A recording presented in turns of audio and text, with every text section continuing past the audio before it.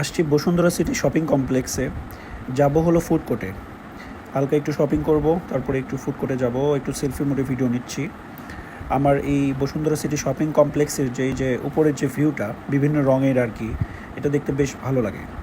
ওখানে একটু সেলফি মোডে ভিডিও নিলাম। ফুড কোর্টে গেলে বিশেষ করে হালকা খাবারই খাওয়া হয়। নিয়েছিলাম ছোলা বুট আর পুরি আর একটু ক্রিস্পি চিকেন, যদিও এটা ওই রকম কেএফসির মতো টেস্ট ছিল না।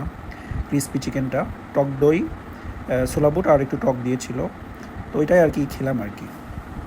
বেশ ক্ষুধা লাগছিল, ভালোই লাগছে।